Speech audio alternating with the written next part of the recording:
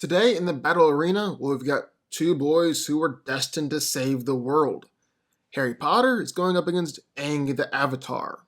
So who's coming out on top here? Let's find out.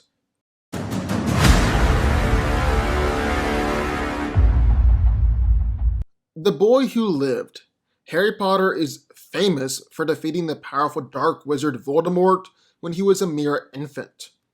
Harry has gone on to prove himself to be a very powerful and talented young wizard, and his power was evident from the very start. He instantly demonstrated control over a broomstick, was able to conjure Patronus at an exceptionally young age, and even survived numerous encounters with Lord Voldemort. Harry was extremely adept at defense against the dark arts, and mastered all manner of spells, including the stunning spell, disarming charm, impediment jinx, full body binding curse, and reductor curse. In his third year, he was the only student who made it flawlessly through the end of the year exam. And in fact, Harry beat Hermione in 2 out of 3 defense against the dark arts exams that they took together. He was so good at this subject that he actually set up his own defense against the dark arts class and trained other students at Hogwarts. Despite his young age, Harry is an accomplished and skilled duelist.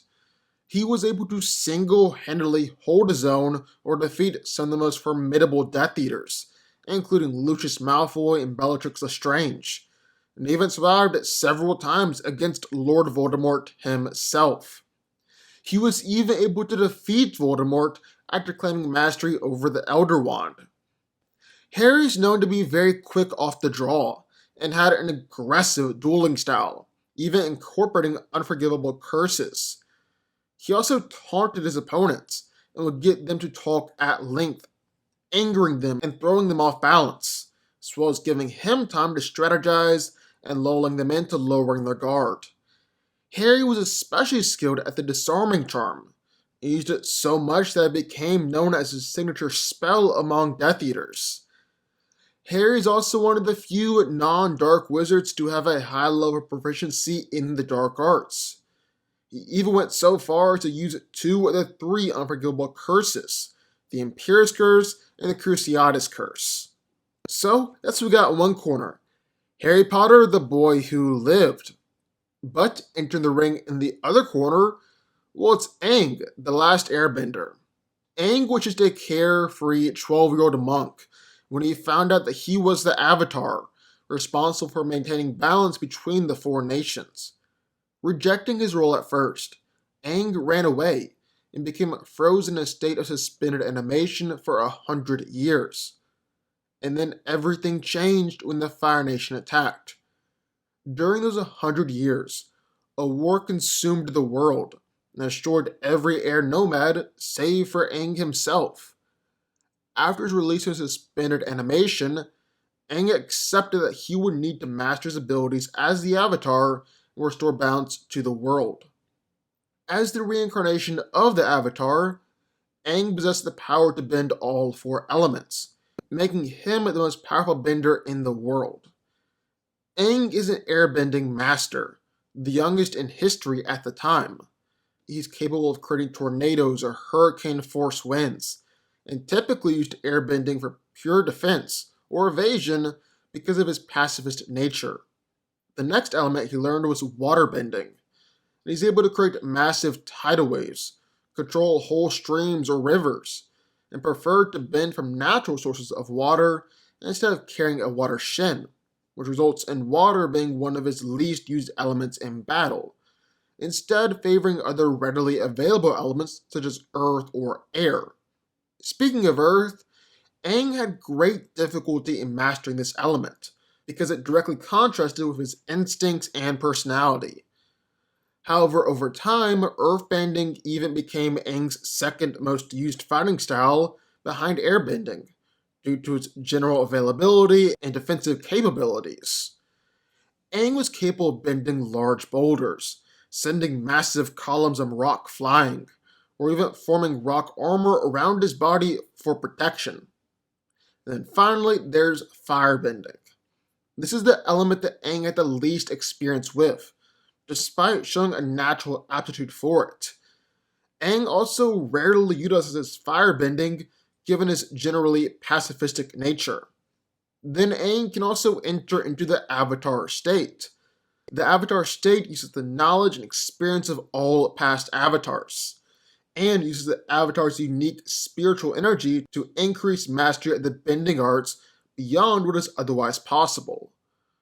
Although Aang could initially only trigger the Avatar state during times of immense emotional distress or anger, he eventually learned to enter and exit it seamlessly by choice. So, who wins? Well, let's break it down. Now, today we've got two chosen ones going head to head. Harry Potter, the boy who lived, is taking on Aang the Avatar. So, who's coming out on top here? Well, let's find out. And first things first, we need to talk about physicality. Now, for being just a 12-year-old kid, Aang is surprisingly strong and tough. He shattered stone columns, has been sent flying by attacks, and even survived a lightning strike, although just barely. However, Aang's greatest physical asset is definitely his speed. He's easily evaded blasts from Zuko and Azula, evaded plenty of fire blast really. He's actually able to run on top of water, and has reacted to arrows fired at him on repeated occasions. He's countered an explosion of an air blast just as soon as it ignites, created a tornado in order to escape from lightning fired at him, and is just overall incredibly agile and surprisingly fast. And he's physically superior to Harry here. Although, give credit where credit's due, Harry Potter is pretty fast. Now, Harry has far greater reflexes than a normal human, as just being the Seeker on the Quidditch team requires incredible speed and reflexes. And Harry is one of the most skilled Quidditch players out there, and the youngest person to play for Gryffindor's Quidditch team in over a century. He's outmaneuvered and dodged attacks from a dragon while in the air. He's also able to routinely outmaneuver Death Eaters and defeat them while in aerial combat. Harry's also incredibly fast while still on the ground, as he's proven he's faster than both Lucius Malfoy and Bellatrix Lestrange. He's reacted to the Killing Curse, and even managed to block non-verbal spells.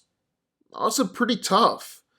I mean, Harry has taken plenty of powerful attacks throughout the years, even a full-blown Cruciatus Curse from Voldemort. And he's taken physical punishment too, being bitten by the basilisk so hard that his arm broke when he was only 12. But no doubt about it, Aang is physically superior. But that was never the crux of this fight. It's all about Harry's magic versus Aang's elemental powers. So what can they do? Well, Harry is an expert combatant when it comes to dueling and defense against the dark arts, being one of the greatest fighters in all of Hogwarts. He was actually the one chosen to teach others and head up Dumbledore's army. He's battled against monsters like dragons and the basilisk. He's routinely been able to disarm and fight against adults and Death Eaters, and even single-handedly fight against people like Lucius, Bellatrix, and even Voldemort himself. Harry is known to be very quick off the draw, and has an aggressive dueling style, as well as being known to taunt his opponents, getting them to talk at length, which would anger them and throw them off balance, as well as give him time to strategize and lull them into lowering their guards. Harry's also got a plethora of spells to fall back upon, with his go-to being the Disarming Charm, to the point where it became known as his signature spell amongst the Death Eaters. He can cast Configuro, which is a blasting charm, Impedimenta, which freezes an opponent, Incendio, which hurls flames, Leva Corpus, dangling people from their legs, Petrificus Totalis, causing an opponent to instantly freeze, Stupefy, which knocks someone out cold, and Protego, which creates a shield that can block both magical and physical attacks. And that's really just scratching the surface of everything that Harry can do.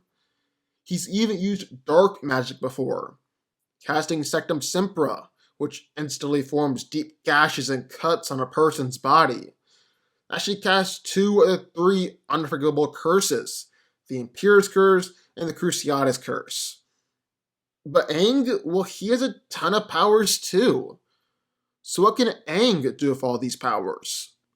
Well, his go-to is airbending, and is capable of launching out air blast, sending people flying backwards, and even blasting large metal doors off their hinges. He can also use airbending defensively, creating shields to block melee hits. In regards to this fight, airbending could possibly be a great counter for Harry's magical spells, if we assume that Aang uses wind to block and redirect those spells. Aang doesn't really use waterbending all that much, but he did use a water whip in his fight against Azula, whip fire out of her hands. So also used water and even ice for defense too, and created shields to instantly block incoming attacks. With earthbending, he's able to throw boulders and massive stones, create minor tremors in the ground to throw people backwards. He's even pulled the earth up around people and instantly trapped them. And again, Aang can use all of this for defense too, making walls to withstand attacks, walls that will definitely block Harry's spells, and even creating stone armor to protect him. But it's really Aang's speed and agility. The spells in the Harry Potter universe move at a set speed, and they're slow enough to where Harry and others can dodge them. Meanwhile, Aang is able to dodge fire blasts from Azula and Zuko like it's nothing. Like it's nothing! Just imagine what we can do against Harry and his spells. And here's the final thing. Aang pretty much always uses his power near peak capacity, very clearly and very efficiently. On the other hand, Harry and really a lot of the wizards in the Harry Potter universe use magic very simply. When you can control the elements, bring inanimate things to life to do your bidding, use area of effect spells, non-aimed spells, turn invisible, and teleport, well then firing simple line of sight spells from behind cover is a pretty stupid way to fight. All Aang has to do is dodge a few spells, then he's gonna crush Harry with his element powers. Harry might get lucky with a charm or land a spell in there, but more often than not, Aang is taking this one. Aang wins. But what do y'all think? I would love to hear your thoughts. Sign off in the comments down below. Also, be sure the like button, subscribe button, and turn on notifications from the DanCo army, and I will see you next time.